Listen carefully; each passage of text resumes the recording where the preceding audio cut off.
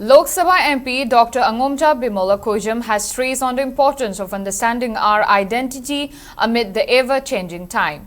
He has emphasized on the importance of determining our future course through lessons from the past and present. The MP was speaking during observance of 10th Foundation Day of Meitei Laikol in Meitei Laikol and on the sideline of inauguration of Meitei Laikol and Oja Angau Memorial Library.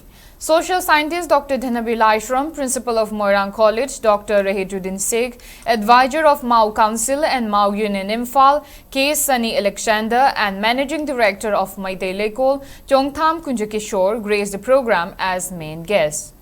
Speaking further, Dr. Angomja Bimol stressed on the need for Meitei community to find its identity and to adapt to the changing world. He also emphasized on the importance of unity while facing the challenges in hand.